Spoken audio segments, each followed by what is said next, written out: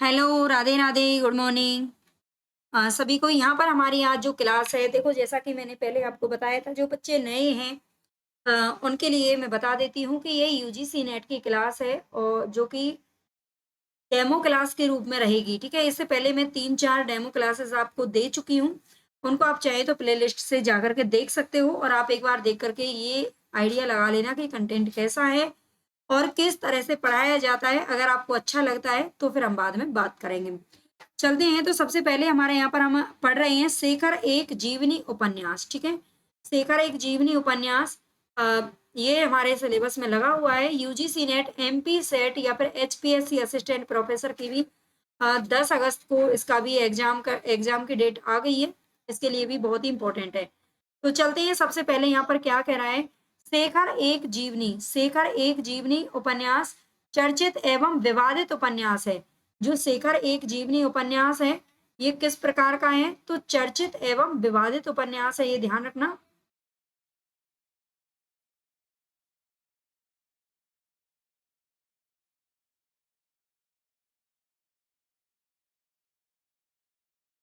हाँ जी, विवादित उपन्यास है। ओह, ज्यादा हो गया। एक सेकंड भाई, थोड़ा इसका ये चेंज कर लेते हैं, ठीक है। इतना काफी है। परंतु कुछ विद्वान इसे स्वयं अज्ञे जी की जीवनी मानते हैं, ठीक है। इसके लिए माफ कर देना भाई, है ना। ये नई नई सॉफ्टवेयर है ना, तो थोड़ा सा दिक्कत आ रही है मुझे। हालांकि कोई नहीं होगी, चलिए आगे। लेकिन अज्ञे स्वयं इस बात से इनकार करते हैं, ठीक है। जो कुछ विद्वान है, शेखर एक जीवनी को अज्ञे जी की जीवनी मानते हैं, लेकिन अज्ञे जी इस बात से इनकार करते हैं। यह उपन्यास व्यक्ति के आंतरिक लोक के द्वंद्वों को तो सामने लाता ही है। हमारे अंदर जो भी आंतरिक लोक द्वंद्व चलते रहते हैं, उनको सामने लेके आता है। साथ ही अपने समय के कुछ वैचारिक द्वंद्वों, जैसे व्यक्ति और समाज, स्त्री और पुरुष, पाश्चात्य और भारतीय, नैतिक और अनैतिक आदि से भी टकराता है, ठीक है। ये कह रहा है कि ये जो उपन्यास है, इसमें आंतरिक यानी कि द्वंद्व है, इसमें बाहरी भी और अंदरूनी भी, ठीक है, आंतरिक भी, दोनों द्वंद्व चलते रहते हैं। जो शेखर इसमें पात्र दिखाया गया है, उसके बारे में हम आगे देखेंगे। शेखर एक ऐसा व्यक्ति है जो अपनी जिज्ञासाएं स्वयं शांत करना चाहता है, ठीक है। उसके मन में जो भी जिज्ञासाएं उठ रही होती हैं, वो उन्हें स्वयं ही शांत करने की कोशिश करता है। दरअसल शेखर व्यक्ति के स्व की खोज का प्रतीक है। स्व की खोज का प्रतीक है, यानी कि ये जो उपन्यास है, ये कहीं ना कहीं एक मनोवैज्ञानिक रूप लिए हुए हैं, ठीक है। मनोवैज्ञानिक शैली में लिखा गया है ये उपन्यास। और इसमें क्या है कि स्व की खोज का प्रतीक है, यानी कि हम अपने अपने आप को कहीं हम तलाश करते रहते हैं, उसका प्रतीक है। शेखर जागरूक है, स्वतंत्र और अपने एवं समाज के प्रति ईमानदार होने की संघर्षपूर्ण यात्रा है, ठीक है। जो इसमें शेखर पात्र है, वो जागरूक, स्वतंत्र और अपने एवं समाज के प्रति ईमानदार होने की संघर्षपूर्ण यात्रा है।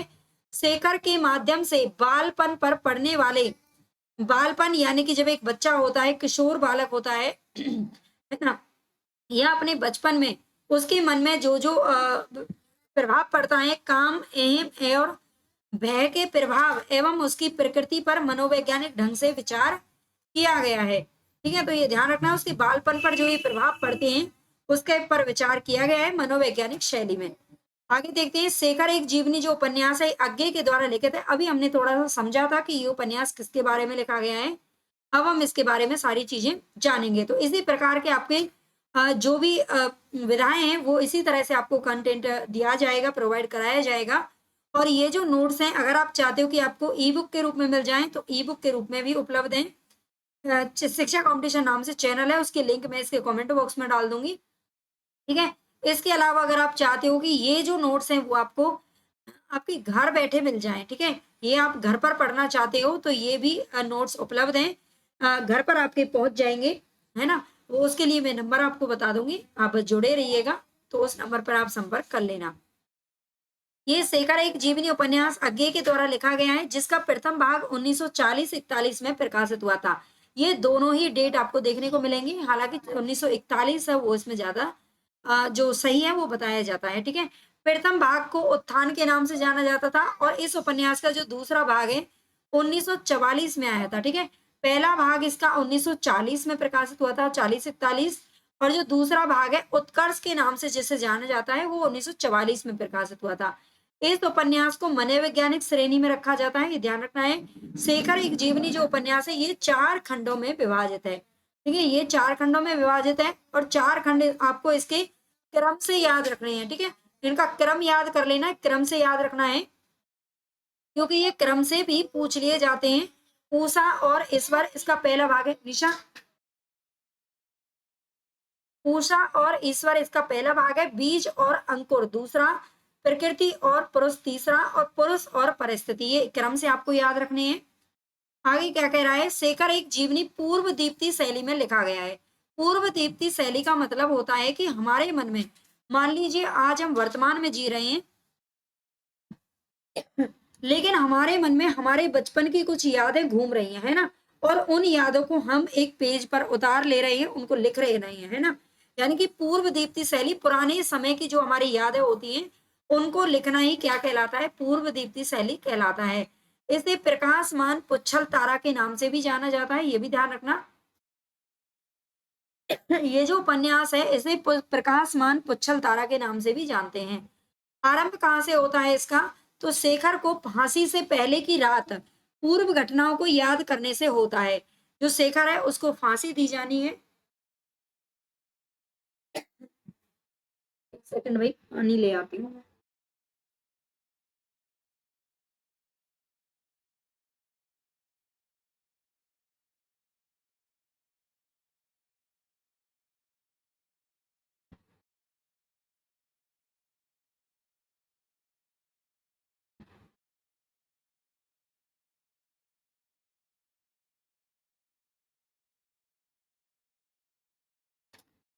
हाँ जी, शेखर को फांसी से पहले की रात पूर्व घटनाओं को याद करने से होता है ना, जब इंसान को ये पता हो कि भाई मेरी मौत निश्चित है और मुझे अब जाना है, तो उससे पहले उसके दिमाग में बहुत सारी चीजें हैं जो याद आएंगी, है ना, जाहिर सी बात है यादें तो आएंगी ही, और उन सभी वो घटनाओं को याद करता है। कौन कौन सी घटनाएं वो याद करता है वो हम पढ़ेंगे।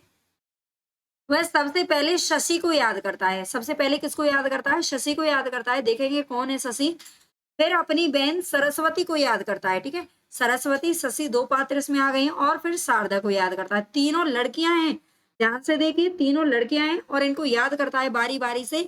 फिर उसे अपने माँ बाप के प्रति धिक्कार की भावना जगाने वाली घटना याद आती है, यानी कि अपने बचपन में वो बड़ा ही जिद्दी स्वभाव का बच्चा था, स्कूल नहीं जाता था, है ना, और उसके अपने माँ बाप के प्रति उसके मन में वो धिक्कार की भावना कहीं ना कहीं आती है, उसको अपने आप से ही घृणा महसूस होती है जब अपने माँ बाप की वो याद करता है और वो घटना उसे याद आती है। पहले खंड में क्या दे रखा है इसमें, तो पहले खंड में शेखर अपनी विद्रोही प्रवृत्ति के कारण स्कूल नहीं जाता है, छोटा बच्चा है, स्कूल नहीं जाता है ना, विद्रोही प्रवृत्ति का है, अकेलेपन का अनुभव करता है, ईश्वर को मानता ही नहीं है, नास्तिक है। दूसरे खंड में क्या दिखाया गया है, विदेश के प्रति घृणा के भाव है उसके अंदर, ठीक है, विदेश से भी वो घृणा करता है, गांधी को अपना आदर्श मानता है और राष्ट्रीय नाटक भी लिखता है, ठीक है, गांधी को अपना आदर्श मानता है, ये ध्यान रखना। तीसरा जो खंड है वो कहता है कि नास्तिक शेखर बहन सरस्वती, ये ध्यान रखना है, इसकी जो पात्र है ये सरस्वती जिसको वो याद करता है उसकी बहन है, उसको वो अपना प्रेरक गुरु मानता है।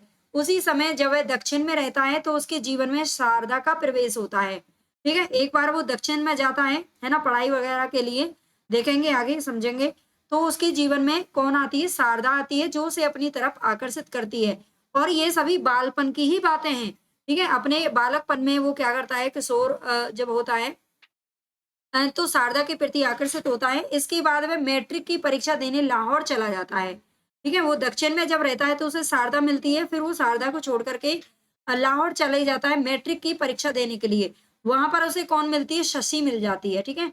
ये उम्र ही मतलब बालपन की ऐसी होती है कि इसमें हर दिन एक नया अट्रैक्ट कहीं ना कहीं जो इंसान है वो अनुभव करता है, हर दिन उसके मन में या हर पल उसकी जो मन है ना वो कहीं ना कहीं बदलता रहता है, नई नई चीजें उसमें आती रहती हैं।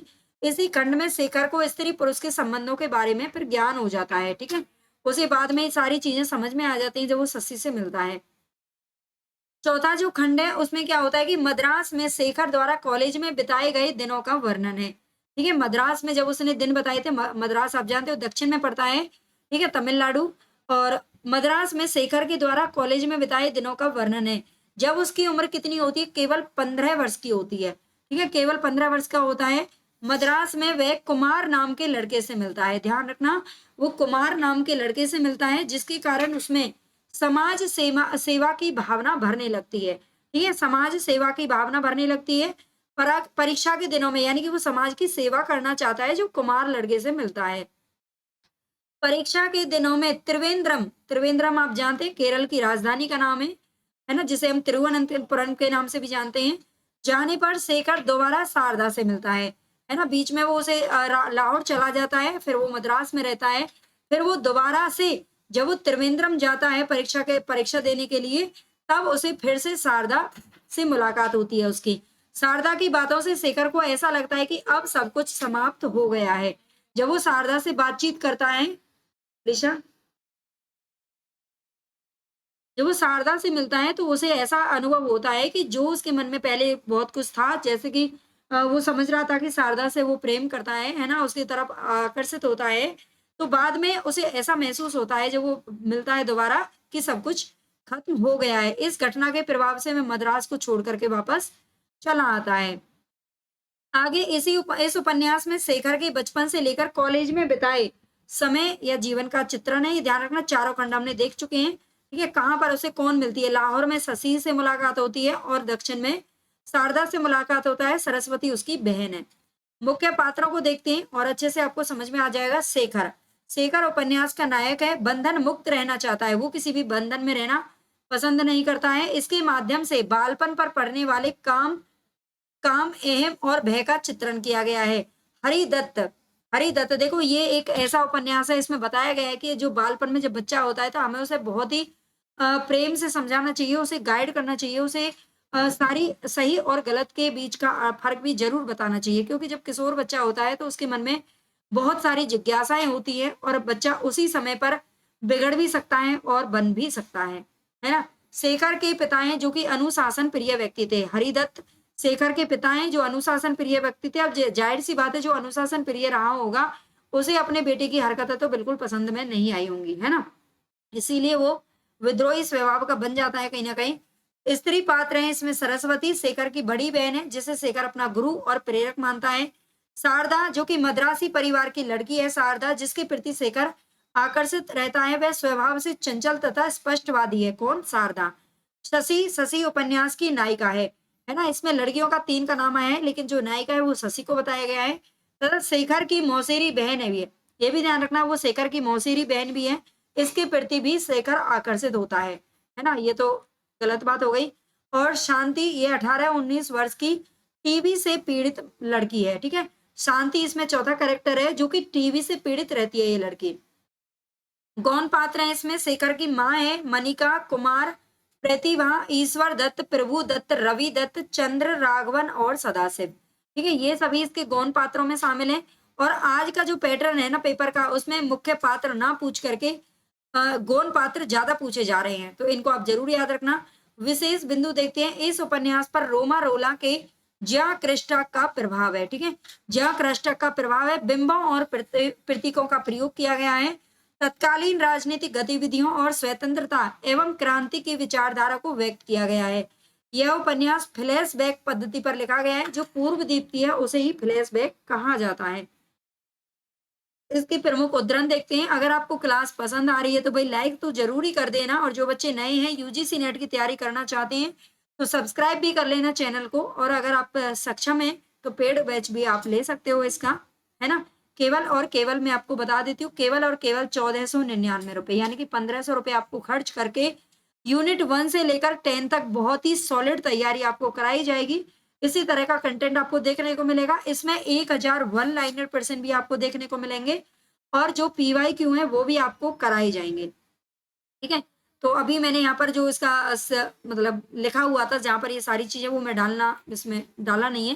ठीक है, लेकिन मैं आपको बता रही हूँ, आप नंबर दे दूंगी मैं आपको, उस नंबर पर आप कांटेक्ट कर लेना। वेदना में एक शक्ति है जो कि दृष्टि देती है, जो यातना में है वह दृष्टा हो सकता है। क्रांतिकारी, ये इसके कथन है, याद रखना। क्रांतिकारी अंततोगत्वा एक प्रकार के नियतिवादी होते हैं, लेकिन यह नियतिवाद उन्हें अक्षम और निकम्मा बनाने वाला कोरा भाग्यवाद नहीं होता, वह उन्हें अधिक निर्मम होकर कार्य करने की प्रेरणा देता है। अच्छा होता कि मैं कुत्ता होता, चूहा होता, दुर्गंध में कीड़ा कृमि होता, बनिस्वत इसके कि मैं वैसा आदमी होता जिसका विश्वास नहीं है। ये किसने कही है वो भी देखेंगे। ठीक है, ये शेखर ही कह रहा है। वैसे मुझे विश्वास है कि विद्रोही बनते नहीं, उत्पन्न होते हैं। विद्रोह बुद्धि परिस्थितियों से, संघर्ष की सामर्थ्य से, जीवन की क्रियाओं से, परिस्थितियों के घात प्रतिघात से नहीं निर्मित होती। वह आत्मा का कृत्रिम परिवेष्टन नहीं है, उसका अभिन्नतम अंग है। ठीक है, वह आत्मा का केवल कृत्रिम कृत्रिम यानी कि जो विद्रोही बुद्धि होती है ना, उसको बनाया नहीं जाता है, बल्कि हमारी आत्मा का एक अभिन्न अंग होता है। विद्रोह अनंत है, नित्य है, क्योंकि उसके उपकरणों में प्रेम के बाद सबसे बड़ा और सबसे अमोघ अस्त्र है, यही बौद्धिक घृणा। ठीक है, विद्रोह क्या होता है? विद्रोह का जो अमोघ अस्त्र होता है ना, वो क्या होता है? घृणा होता है। यातना भी एक उच्च कोटि का और बहुत ही पवित्र अस्त्र है। ठीक है, यातना कैसा है? एक उच्च कोटि का और बहुत ही पवित्र अस्त्र है। जहां प्रेम जितना उग्र होता है, वहां वैसी ही तीखी घृणा भी होती है। क्रूरता में केवल यातना दी ही नहीं जाती, स्वयं पाई भी जाती है। ठीक है, क्रूरता में केवल यातना, किसी को पीड़ा दी ही नहीं जाती, स्वयं भी पाई जाती है। और स्नेह में स्नेही अपने को ही नहीं भूलता, स्नेह के पात्र को भी भूल जाता है। वासना नश्वर है, मुरझा जाती है, और तब प्रेम तंतु ही जीवन की स्थिरता बनाए रखता है। यह शायद इससे उल्टा कह रहे हैं, जब प्रेम मर जाता है तब वासना उसके सब को उठाए उठाए फिरती है और उससे अपने को धोखे में छिपाना चाहती है। ठीक है, बहुत ही इंपॉर्टेंट कथन है और पूछा भी जा चुका है ये। मानव के लिए मानव के लिए झूठ, छल और मक्कारी अत्यंत सहज है, क्योंकि ईश्वर ने मानव को अपना प्रतिरूप बनाया और ईश्वर हमारे ज्ञान में सबसे बड़ा झूठा और छलिया और मक्कार है। बहुत गहरी चोट का एकमात्र मरहम होता है। बहुत गहरी चोट का एकमात्र मरहम क्या होता है? चोट पहुंचाने वाले की उपेक्षा दृष्टि। दया तो उसके घावों को खरोच कर खोल देती है। आपने देखा होगा, अगर हमें कोई परेशान कर रहा है, हमें कोई दुखी करता है, हमें कोई चोट लगाता है कहीं पर, है ना, तो क्या होता है कि हम अगर वो हमें बाद में दया से बात करे तो जैसे मान लीजिए एक बच्चा है और माँ अगर उसे कहीं पे मार दे, तो वो बच्चा क्या करता है? रोता रहता है, कुछ नहीं है, थोड़ी बहुत देर चुप हो जाता है। लेकिन वही माँ अगर उसको दुलारती है, पुचकारती है, तो वो जोर जोर से रोने लगता है ना। बिल्कुल ऐसा ही होता है, बड़े लोगों के साथ भी ऐसा ही होता है। लेकिन अगर माँ उसे वही और दोबारा से कड़ी नजरों से देखे, तीखी वाली नजरों से देखेगी, तो वो बच्चा वहीं के वहीं चुप हो जाएगा, है ना। उसकी जो चोट है ना, वो वहीं की वहीं क्या हो जाएगी, ऐसा लगेगा उसे बिल्कुल ठीक हो गई, है ना, चुप हो जाता है। बिल्कुल यही होता है। तो ऐसे ही हमारे हमारे साथ में भी ऐसा ही होता है। जीवन की गहनतम घटनाएं किसी अनजान क्षण में ही हो जाती हैं। घोर पीड़ा का उद्भव सदा ही रहस्यपूर्ण होता है। ठीक है, जो घोर पीड़ा होती है उसका उद्भव सदा ही रहस्यपूर्ण होता है। कब हमें कौन सा दुख आ जाए हमें नहीं पता होता। उसकी अनुभूति स्पष्ट होती है, किंतु उसका अंकुर कब कहाँ कैसे फूटा ये पता नहीं चलता, क्योंकि इसके लिए हम उस समय चौकन्ने नहीं होते हैं। अगर हमारे ऊपर अचानक से कोई दुख आ जाए, कोई मुसीबत आ जाए, तो हमें उसका पता ही नहीं चलता है। कहते हैं कि मानव अपने बंधन आप बनाता है, पर जो बंधन उत्पत्ति के समय से ही उसके पैरों में पड़े होते हैं और जिनके काटने भर में अनेक के जीवन बीत जाते हैं, उनका उत्तरदायी कौन है? वे उन तीनों महती प्रेरणाओं का चित्रण करती है जो प्रत्येक मानव के जीवन का अनुशासन करती है, अहंता, भय और सेक्स। ठीक है, वे उन तीनों महती प्रेरणाओं का चित्रण करती हैं जो प्रत्येक मानव के जीवन का अनुशासन करती है, अहंता, भय और सेक्स। डर के बिना समाज का अस्तित्व नहीं ठहर सकता। डर के बिना समाज का अस्तित्व नहीं ठहर सकता। आप पहले कथन पढ़ लीजिए। ठीक है, ये सारे लेखक के ही कथन है। ठीक है, जो नियमों से नहीं चलते किंतु नियमों की मूल प्रेरणा को समझकर अपना नियम स्वयं बनाते हैं, जीवन तो उन्हीं का है। ठीक है, जो नियमों से नहीं चलते केवल किंतु नियमों की मूल प्रेरणा को समझकर अपना नियम स्वयं ही बनाते हैं, जीवन उन्हीं का होता है। प्रेम ने मनुष्य को मनुष्य बनाया। ठीक है, प्रेम ने मनुष्य को मनुष्य बनाया, भय ने उसे समाज का रूप दिया, अहंकार ने उसे राष्ट्र में संगठित कर दिया।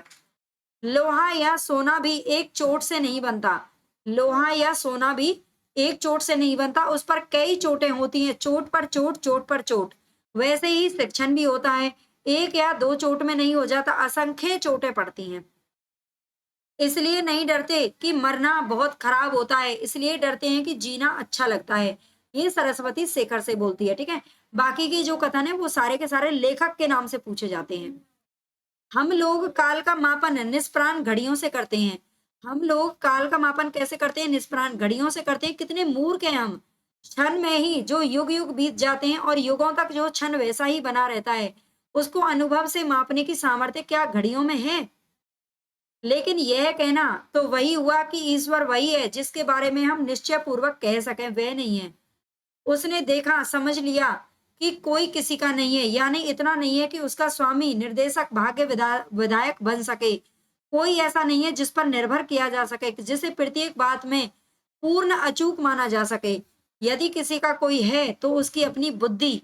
मनुष्य को उसी के सहारे चलना है, उसी के सहारे जीना है। ऐसे स्थान अवश्य हैं जहां बुद्धि जवाब दे जाती है, लेकिन इसमें वह ईमानदारी है जो बात नहीं जानती वहां पर चुप रहती है, गलत उत्तर नहीं देती। है ना? जब हम बुद्धि से काम लेते हैं तो हम क्या करते हैं? बहुत ही समझदारी और बड़ा ही फूक फूक करके कदम रखते हैं ना। जीवन वैचित्र्य का दूसरा नाम है, ये इतना सा ही पूछ लिया जाता है। जीवन वैचित्र्य का दूसरा नाम है, ये किसकी पंक्ति है? जिनके जीवन एक रूपता के बोझ से कुचले जाकर नष्ट हो गए हैं, उनके जीवन में भी इतनी घटनाएं हुई होंगी कि एक सुंदर उपन्यास बन सके। यदि प्रत्येक व्यक्ति अपनी जीवनी लिखने लगे तो संसार में सुंदर पुस्तकों की कमी ना रहे, लेकिन तब जब हरेक को लिखना आता हो। मेरे व्यक्तिगत जीवन में मानव के समष्टिगत जीवन का भी इतना अंश है कि समष्टि उसे समझ सके और उसमें अपने जीवन की एक झलक पा सके। मैं केवल एक बोझ अपने ऊपर से उतारना चाहता हूँ, मैं अपना जीवन किसी को देना नहीं चाहता हूँ। करोड़ों वर्षों से मानव की एक ही चेष्टा रही है कि या तो सुख पाले या उसकी कामना को खो दे, और इन दोनों में ही वह असफल रहा है, ठीक है। करोड़ों वर्षों से मानव की एक ही चेष्टा रहती है, जब से वो जन्म लेता है और जब तक मरता है तब तक वो यही सोचता है कि या हमें सुख या तो हम पालें या उसके बारे में सोचना छोड़ दें। लेकिन मुझे लगता है कि मृत्यु एक ऑपरेशन है, जैसे दांत उखड़वा देना, ठीक है। मृत्यु क्या है? एक ऑपरेशन है। अज्ञे जी के बारे में थोड़ा सा देख लेते हैं, है ना, क्योंकि जिन जिन साहित्यकारों की यहाँ पर रचनाएं हैं उनके बारे में हमें थोड़ा सा जानना पड़ेगा, है ना। अज्ञे अज्ञे का जन्म हुआ था 1911 ईस्वी में और 1987 तक ये बने रहे। इनके ये 3 उपन्यास हैं, 3-4 बड़े ही इंपॉर्टेंट है। शेखर एक जीवनी, इसका पहला भाग 1940-41, दूसरा 1944। नदी के द्वीप इनका दूसरा उपन्यास है जो कि 1951 में आया था। अपने अपने अजनबी 1961 ईस्वी। नदी के द्वीप में ये थोड़ा सा इनके बारे में जान लेते हैं, कई बार क्वेश्चन पूछे जा चुके हैं यहाँ से। नदी के द्वीप में पत्र शैली, प्रत्यावलोकन शैली, चेतना प्रभाव शैली, बिंब विधान शैली सभी एक साथ मिलते हैं, ठीक है। इतनी सारी शैलियां नदी के द्वीप में एक साथ मिलते हैं। इसमें इसके पात्र बहुत पूछे जाते हैं, रेखा, भुवन और गौरा, इनका त्रिकोण प्रेम है इसके अंदर। भगवान चंद्र, माधव, रेखा, गौरा की मनोदशा का चित्रण हुआ है। अज्ञे ने नदी के द्वीप को 4 संवेदनाओं का अध्ययन कहा है, बहुत इंपॉर्टेंट है। अज्ञे ने अपने किस उपन्यास को 4 संवेदनाओं का अध्ययन कहा है? तो नदी के द्वीप को कहा है। डॉक्टर भागवत शरण उपाध्याय ने नदी के द्वीप को कला में सफल व विचार से असफल बताया है, मोस्ट इंपॉर्टेंट है, याद रखना। अपने अपने अजनबी जो उपन्यास है उसमें अज्ञे ने योके और सेल्मा, ये इसके दोनों पात्र हैं, इनके माध्यम से जीवन, मृत्यु, आस्था, वरण की स्वतंत्रता आदि पर विचार किया है। इसमें व्यक्ति की मृत्यु से साक्षात्कार के प्रश्न को उठाया गया है। पात्र इसमें कौन कौन से हैं? तो नदी के द्वीप 1951। अच्छा, पात्र हम देख लेते हैं, दोनों के पात्र रेखा, गौरा, डॉक्टर भुवन, चंद्रमा, माधव, हेमेंद्र और रमेश अपने अपने अजनबी के पात्र हैं जो कि 1961 में आया था। योके, सेल्मा, पाल, यान, जगन्नाथन और फोटोग्राफर, ये इसके पात्र हैं, ठीक है। तो यहाँ पर हमारा खत्म हो गया है। मैं आपको देखो नंबर दे देती हूँ, 8273842391, ये मेरा व्हाट्सएप नंबर है, इस पर आप संपर्क कर सकते हैं अगर कुछ भी आपको पूछना है तो। अगर आपको ई बुक लेनी है, ठीक है, अगर आपको ई बुक इसकी चाहिए तो केवल और केवल 179 रुपए में शिक्षा कंपटीशन ऐप से मिल जाएगी। इसकी लिंक आपको डिस्क्रिप्शन में मिल जाएगी और कमेंट बॉक्स में भी डाल दूंगी, ठीक है। और इसके अलावा अगर ये नोट्स आप घर पर मंगवाना चाहते हैं तो उसके लिए आप इस नंबर पर संपर्क कर सकते हो, ठीक है। तो अगर क्लास पसंद आई हो तो भाई चैनल को सब्सक्राइब जरूर कर लेना, लाइक कर देना और वीडियो को शेयर भी कर देना। धन्यवाद।